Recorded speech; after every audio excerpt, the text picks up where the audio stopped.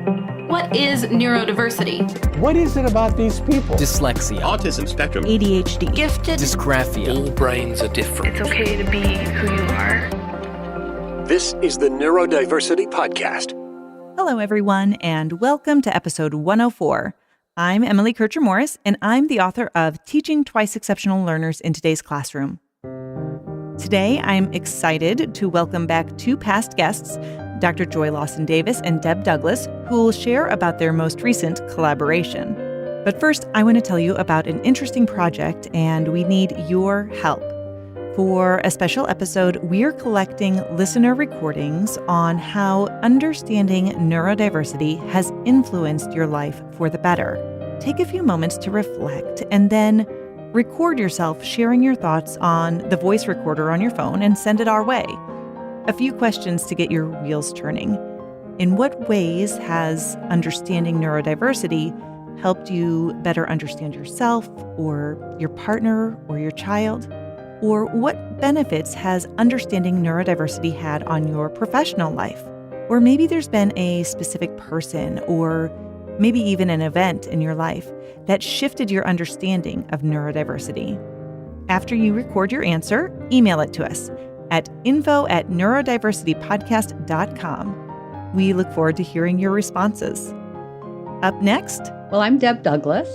I'm a former classroom teacher in public school system for years and years and a coordinator of gifted education. My name is Joy Lawson Davis, and I'm a long-time educator in the field of gifted education. Stay right there.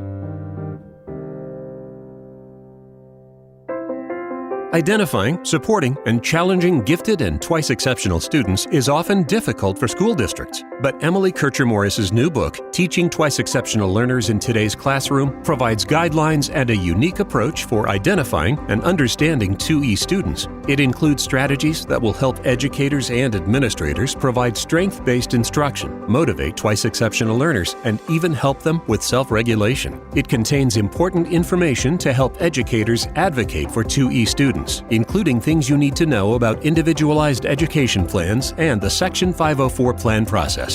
This important new book is now available. Go to neurodiversitypodcast.com for links to get your copy. Teaching Twice Exceptional Learners in Today's Classroom from Free Spirit Publishing.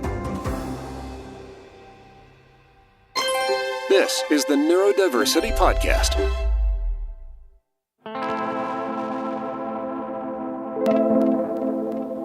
Today, I'm talking with Dr. Joy Lawson Davis and Deb Douglas. They're the authors of the new book, Empowering Underrepresented Gifted Students, and they are also both return guests to the podcast. Deb was one of our very first guests way back on episode 8, and you can listen to Joy's appearances on episodes 21 and 63. So Joy and Deb, it is so great to talk to you today. Thank you. Thank you so much for having us back again. So you are both tireless advocates for gifted learners, especially underrepresented gifted learners.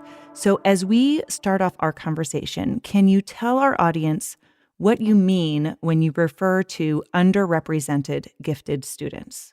Yes, we are talking here today, Emily, about these students who are typically not identified as gifted, who their teachers generally don't see them as gifted learners, and as a result, sometimes they don't get to be a part of the evaluation process.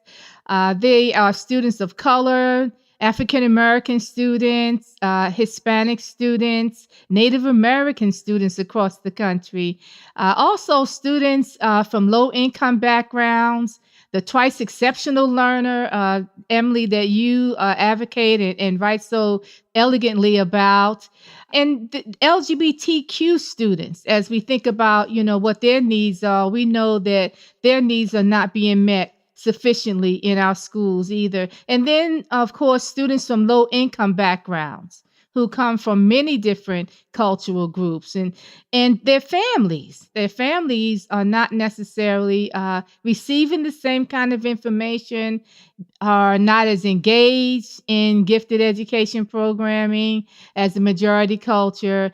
And so we know that these students have a great need for stronger advocates like Deb and I and a lot of our colleagues who can reach out to them and help them become stronger in terms of looking out, really looking out for themselves, looking out for themselves.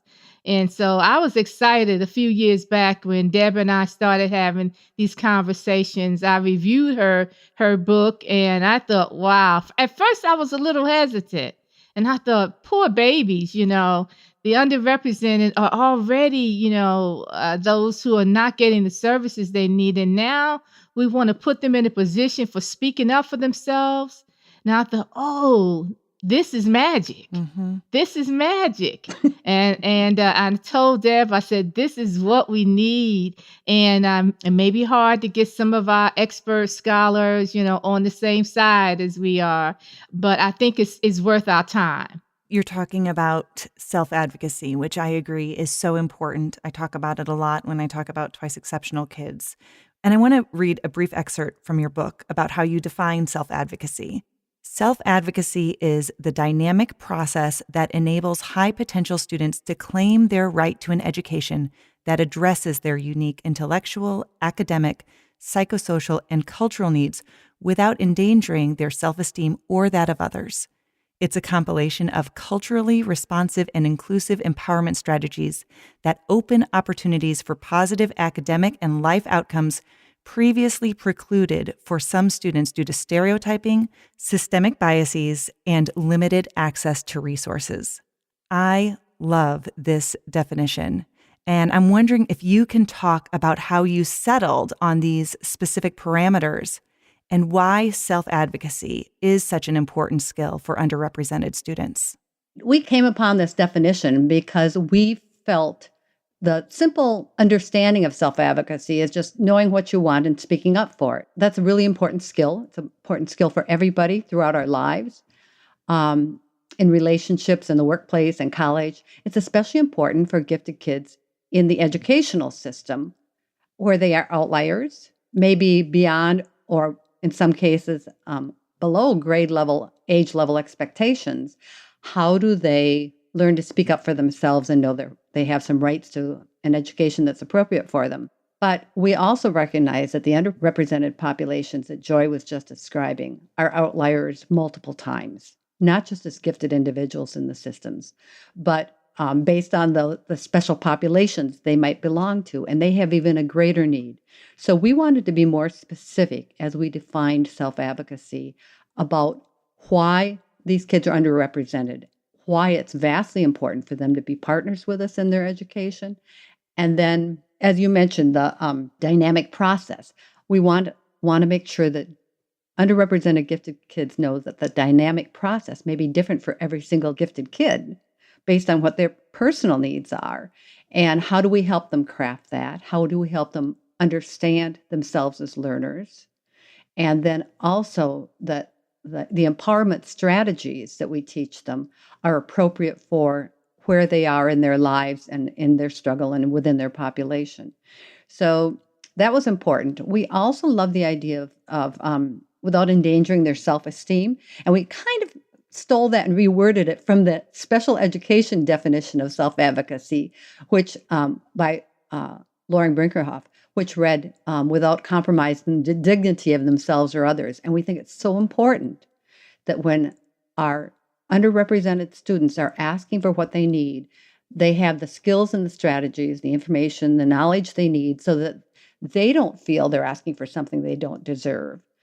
And also so that they recognize that the people around them who can change education for them need to be addressed in appropriate ways so that they are joining together this team of allies as opposed to confrontational situations. It's a little more complicated than that, but basically it's the idea of how do you get what you know you need and you want in a way that's acceptable to the people around you, but also that you don't accept no for an answer. You don't accept no for an answer. And you also, as the end of it says, you don't do yourself any harm and you don't do any harm to anyone else. Mm-hmm. This is, we're trying to normalize these types of interactions in schools. And in doing that, these students can become empowered. We've discovered in discussions that all too frequently educators might feel intimidated by students who are asking for something different. And yet we know that our gifted students and additionally underrepresented gifted students need something different. So if we help our students understand through self-advocacy their right to something different, their responsibility to be partners with us, but also what those different possibilities might be, we're giving them more of those tools, more of those strategies and information that will allow them to ask for what they need. Can you give some examples? Obviously, this is going to be different for each person, but what are some of the types of things that underrepresented students might be advocating for? In some cases, it may be that there's a greater need for a better relationship with school counselors and people who have access to information that can help them design a better set of services for them as they are going forward, particularly with middle school and high school students. In some cases, it may be that their preparation has to be better and stronger. So how do they get access to that kind of information and those kinds of programs and courses when they're young?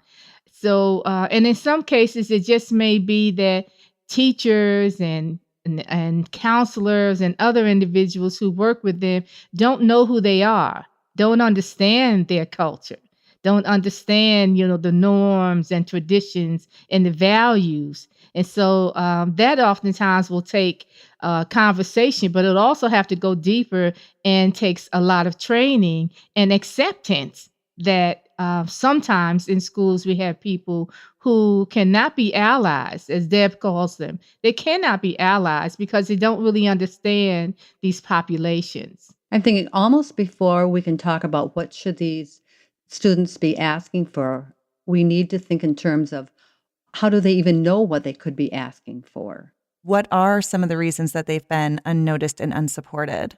Some of the reasons, again, start not when they're in high school or middle school. It starts early on when these children first come to school and they're not perceived.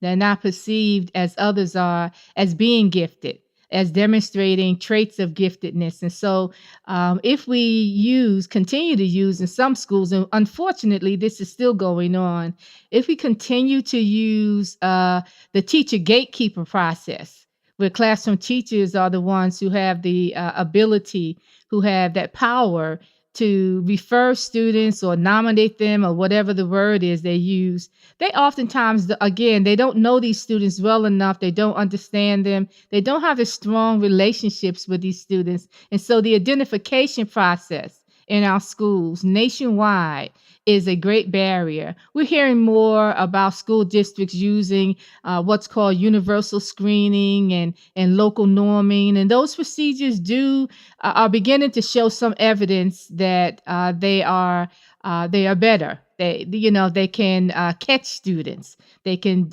see students that sometimes teachers are not even paying attention to. But just the whole idea sometimes of these students even being gifted. So there's this systemic racism that is such a barrier in many of our communities, and we can't ignore that. We just absolutely can't ignore that, because when we consider what these gifted programs look like, what they look like in terms of who's in the gifted program, we recognize that there's something else going on here. So the barriers of systemic racism, teachers not understanding them, the lack of training that these teachers have. They don't have cultural competency training. They don't get the training they need in their undergraduate and graduate teacher education programs to help them understand and know culturally different 2E students. They don't know who these kids are. They don't understand at all because they haven't had that as a part of their mandatory training. I was a chair in a teacher education program here in our state for 5 years. And so I engaged not only with folks at my university, but statewide. And we had many meetings around what should be required in teacher education. And seldom did anybody mention that we should be paying more attention to the gifted students or the culturally diverse students. That wasn't the conversation. We had more conversations about content area, more content material, but seldom did we talk about mandating cultural competency training for classroom teachers, or cultural diversity or multicultural education training for classroom teachers. So those people who are coming out of these kinds of programs are in our schools teaching. They don't have the training. If school divisions don't want to focus on equity and cultural competency training, these students will still continue to be left out.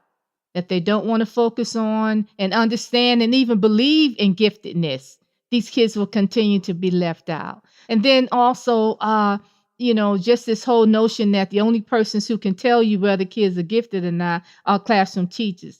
That gatekeeper process that persists. As many times as we argue about it, we fuss about it, we say that we shouldn't be doing that. There's still school districts who do that. I hear from them every day. Every week I hear from somebody who says secretly, this is what's going on in my school district. So how can we correct this, Dr. Davis?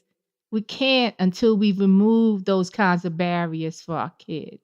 It's also the stereotypical view of giftedness that gets in the way. Mm-hmm. And so long as we as a society think that giftedness is high achievers, advanced learners, kids who score well on tests, get good grades, are a pleasure to have in school, that's fine. Some of those kids may be gifted learners as well. As you say, teachers, they're the bottom line, until we help them recognize the non-traditional ways in which some of these kids exhibit those characteristics of giftedness. If we're always looking for this stereotype, we will not discover all the underrepresented kids. Mm-hmm. Like in New York right now, the idea is to eliminate gifted programming, and that's not the answer. I'm so glad you mentioned that, Deb. And Emily, that this is a big issue in not just New York City, but there are other states, there are other school districts that are actually considering the same type of changes in their programming right now, changes that will eliminate gifted programming, that will cut funding for gifted programming. And they're doing all of this, they say, in the name of equity.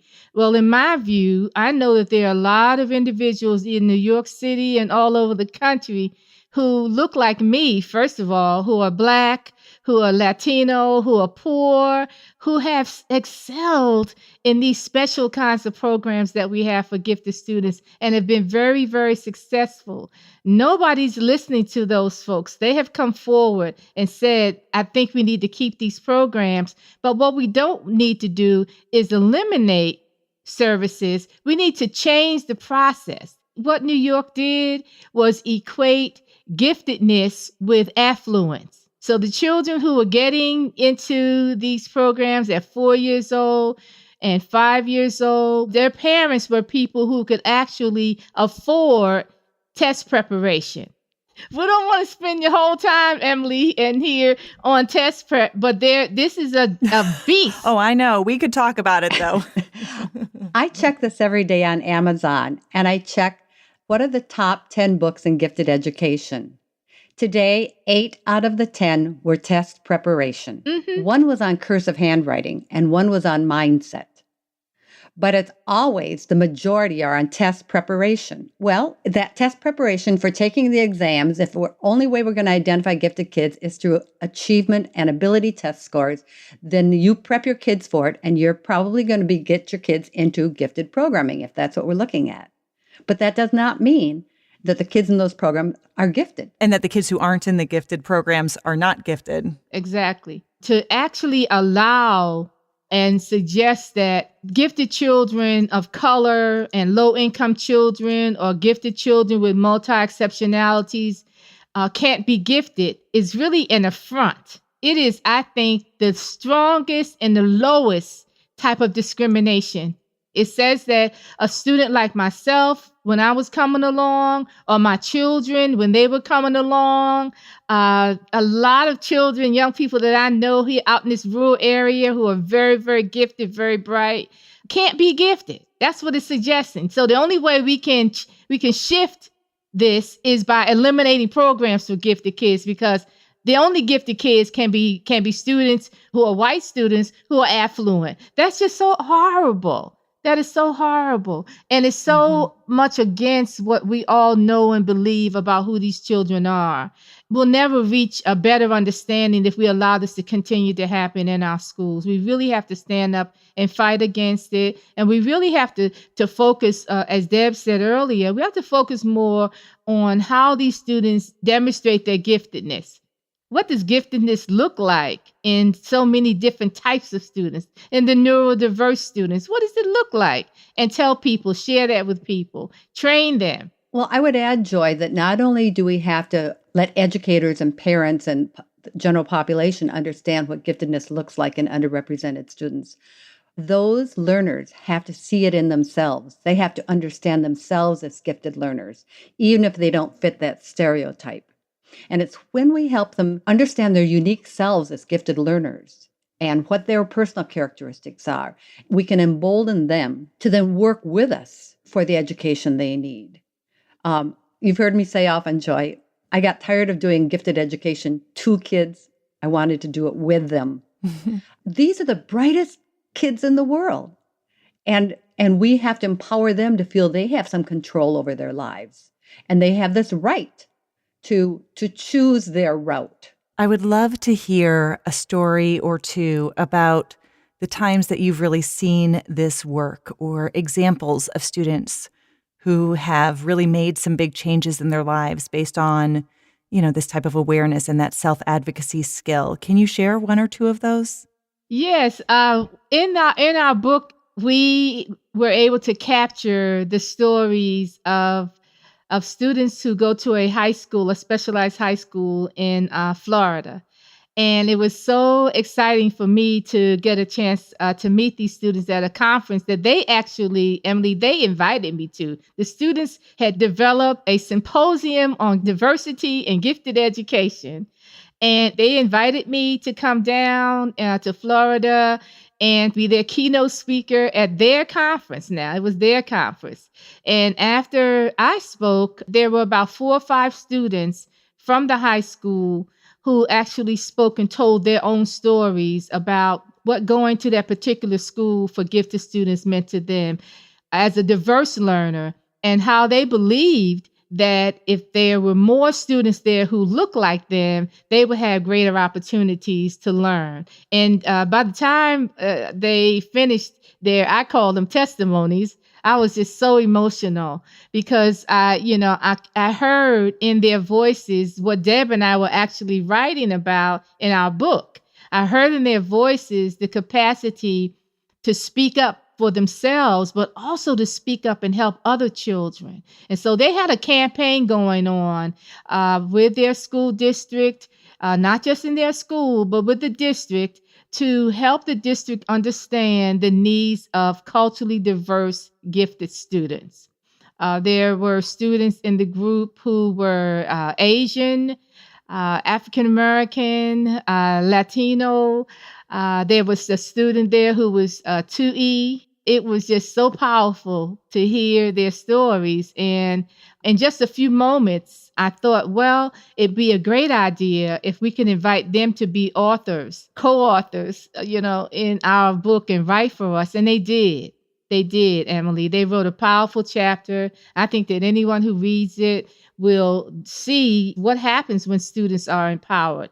What is it that they can do, not just, again, for themselves, but what can they do for other students who are like them, especially when they come from what we call underrepresented populations, those who are typically not identified, those who are typically not served well in our programs. It was exciting, and all of these students are now in college. They were seniors, and they're now in their second year of college by now. Some of them are.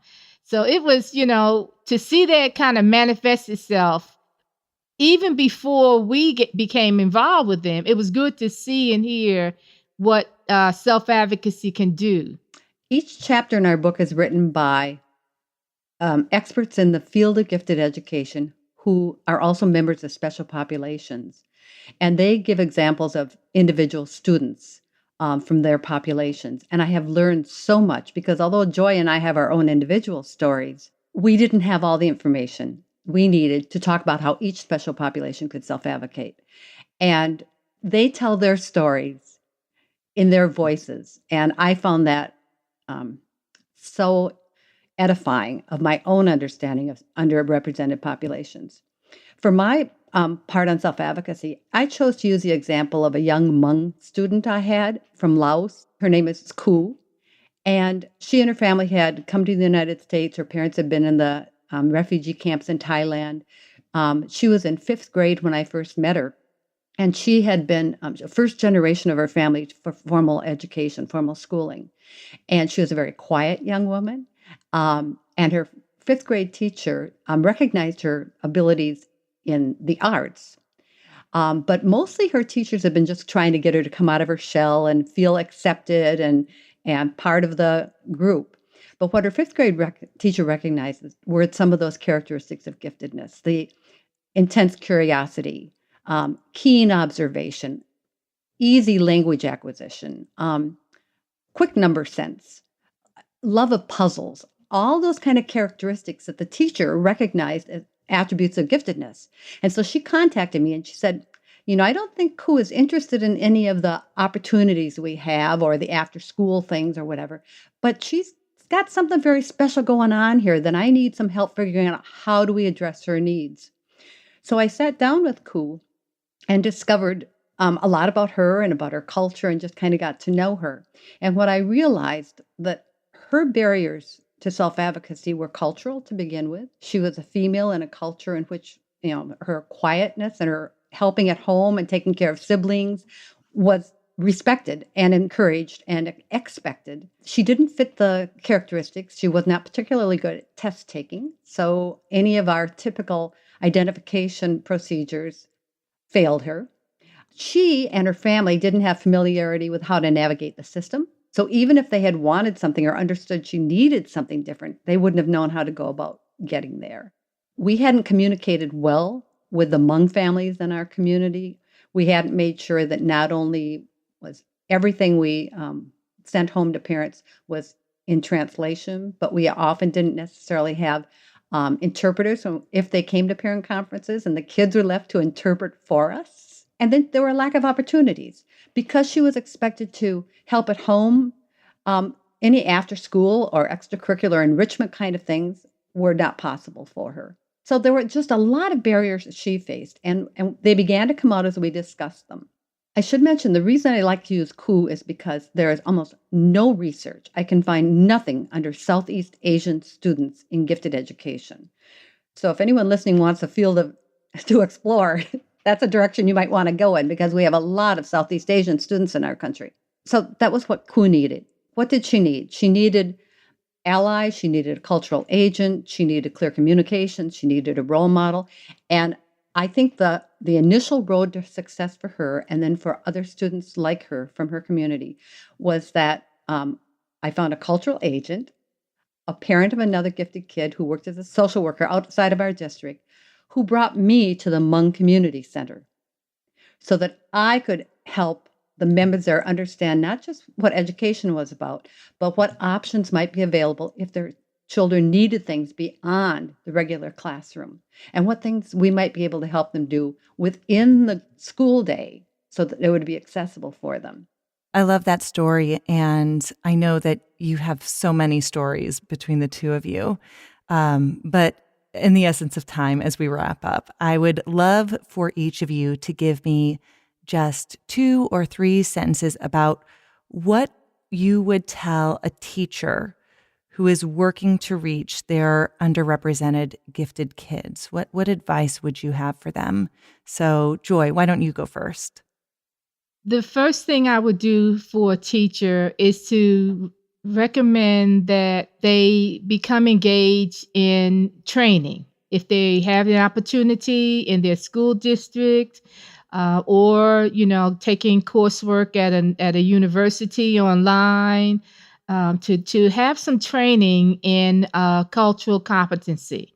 But the other thing I would advise a colleague is that if they have a student, for example, if the teacher is middle class white and they work in the inner city and their students are Black or Latino, I would advise the teacher to take time to do what I call a cross-cultural experience. It's to get out into their community and try to get to know those students from a familial perspective. Get to know who they are by going into some of the places that they exist in outside of school. One of my students spoke about a boy who was in her class. He was so bright and she really, he was, kind of a cut up. So sometimes she couldn't get him to do the work he needed to do. But she knew he was bright. All the other teachers used to talk about him all the time. But he tragically died. And she said that what she and, half of the school did was attend this young man's memorial service, his funeral. And in attending that memorial service, and so I'm going to use her story, of course, next time I talk about cross-cultural experiences. But she said in attending his funeral, she learned so much more about him as a person and his family, because of the things that people said, the way they engaged with each other during the church service and after the service. And she said she felt like she knew him better after he passed away because she had that cross-cultural experience that she didn't have before. I've been advising teachers to do that for years, to spend time with another culture in a place and a space where they are themselves, where they show who they are, they show you what their strengths are, they show you all of their, idiosyncratic behaviors, their norms, their values. Helps us to get to know the students we serve so much more than just sitting in the classroom every day, all day long, because the students, when they come to school, they're going to show you one side of who they are. So training for teachers and cross-cultural experiences with the students that you're serving can be of such value. It's difficult to even measure how valuable those kinds of experiences are. Deb, what about you? First of all teachers should familiarize themselves with the characteristics of giftedness. What does this look like in an individual? And then help the students in our classroom understand that as well, that, what we're doing in the classroom is aimed at this particular grade level. But there are times as a student, you're going to feel way beyond this and maybe sometimes way below that. And that's okay. That's just the way it is with any particular subject or the curriculum or unit we're doing or activity we're doing. It's okay. An easy way to understand how students are doing is just on a test or an activity, put a little checkbox at the top when they're done with this. Was this easy? Was this just right? Or was this hard? And for teachers to watch that over time. If you've got 30 or 40 kids in a classroom, it's really hard to gauge that. We need the students' feedback. And that's how they begin to self-advocate, by telling us, oh, this was good, or this was too hard, or everything is always easy, or everything is always just right. We need to teach self-advocacy skills. And then also, once we have developed that kind of relationship with all of our students, including underrepresented gifted students, then how do we assure that they take this knowledge about themselves and their ability to self-advocate out of our classroom? Whether they leave our school or they just go to another teacher in the school or they transition to middle school or into high school, how do we make their self-advocacy skills portable? Dr. Joy Lawson Davis and Deb Douglas, thank you so much for being here. You're welcome, Emily. Thank you so much. Thank you so much for having us again. We really appreciate it. Recognizing the benefits of speaking up and being independent enough to do so for oneself is a tool more powerful than many others because it shifts the power from the school system to the student. Students from marginalized groups, whether the barriers they face are due to race or ethnicity, gender identity, sexual orientation, socioeconomic status, or other realities, have an immense amount to gain when we teach them the skills of self-understanding and self-advocacy. I'm Emily Kircher-Morris. I'll see you next time on the Neurodiversity podcast.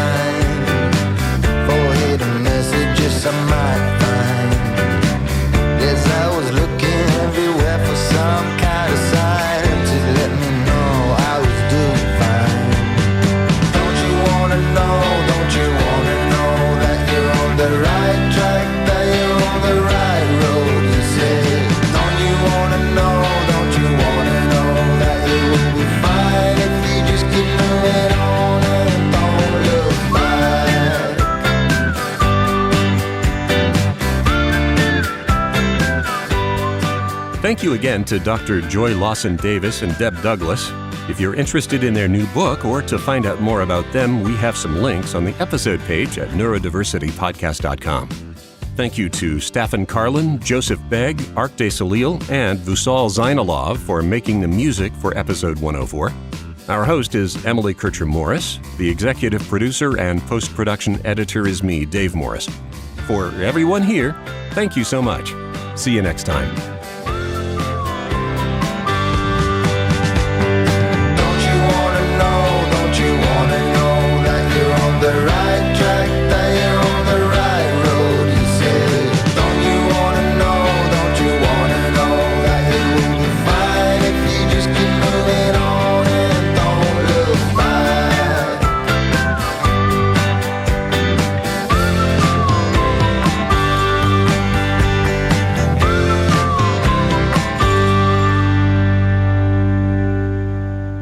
This is a production of Morris Creative Services.